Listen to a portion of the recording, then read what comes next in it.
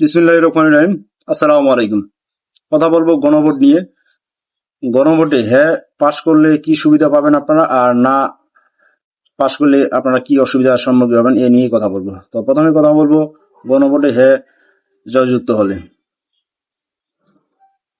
1 নম্বর, তত্ত্বাবধায়ক সরকার, নির্বাচন কমিশন ও সরকারি কর্ম কমিশন গঠনে সরকারি দল ও বিরোধী দল একত্রে কাজ করতে হবে। নাম্বার 2, সরকারি দল ইচ্ছামতো সংবিধান সংশোধন করতে পারবে না। নাম্বার 3, সংবিধানের গুরুত্বপূর্ণ পরিবর্তনের ক্ষেত্রে গণভোটের বিধান চালু রাখতে হবে। নাম্বার 4, বিরোধী দল থেকে ডেপুটি স্পিকার এবং গুরুত্বপূর্ণ সংসদীয় কমিটিসমূহের সভাপতি নির্বাচিত হবেন। নাম্বার 5, যত মেয়াদেই হোক কেউ সর্বোচ্চ 10 বছরের বেশি প্রধানমন্ত্রী থাকতে পারবে না। নাম্বার 6,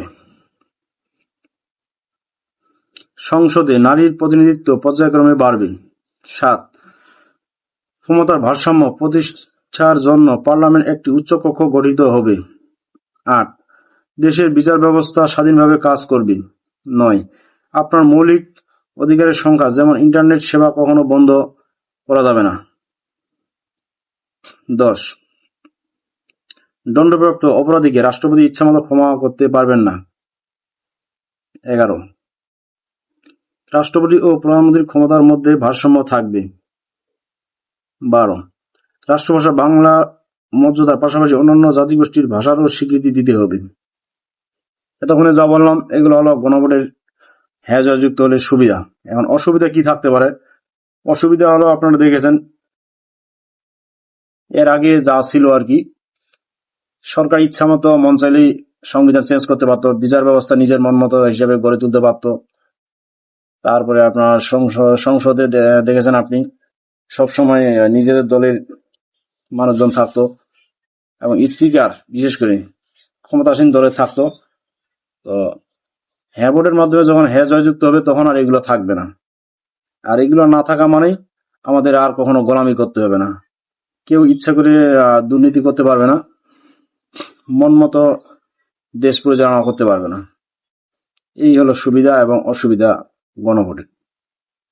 তো অতএব আপনারা চিন্তা ভাবনা করেই ভোট দিবেন। তো আমার মনে হয় যদি আপনারা পরিবর্তন চান তাহলে অবশ্যই গণভোটে হ্যাঁ এর পক্ষে ভোট দিবেন। আর যদি পরিবর্তন না চান, ভারতের আধিপত্য, ভারতের গোলামি করতে চান, তাহলে না ভোট দিবেন। দুর্নীতি চান, চাঁদাবাজি চান, এগুলো যদি বন্ধ করতে না চান তাহলে না ভোটে দিবেন, আপনাদের ইচ্ছা। তো আমি সাধারণ জনগণ হিসেবে চাই যেটা যে পরিবর্তন আসুক, দেশে একটা পরিবর্তনের দরকার। আপনারা দেখেছেন 71 সালের পর থেকে এ পর্যন্ত যতগুলো সরকার এসেছে সবাই কিন্তু নিজের জন্যই কাজ করছে, দেশের জন্য কেউ কাজ করেনি। সবাই নিজের জন্য কাজ করছে, টাকা পয়সা দুর্নীতি করছে, সব বিদেশে পাচার করে নিয়ে গেছে। প্রত্যেকটা নেতা কর্মী দেখবেন বিদেশে বাড়ি ঘর দুয়ার সবকিছু আছে, কিন্তু সাধারণ যারা কর্মী এদের কিছুই নেই, সাধারণ জনগণ এদের কিছু নেই, এরা শুধু নির্যাতিত শোষিত হয়েছে। অতএব আপনারা পরিবর্তন চাইলে অবশ্যই গণভোটে হ্যাঁ এর পক্ষে ভোট দিবেন। আশা করি আমার কথাগুলো সবাই বুঝতে পারছেন। বুদ্ধি হলে ক্ষমা সুন্দর দৃষ্টিতে দেখবেন। আসসালামু আলাইকুম।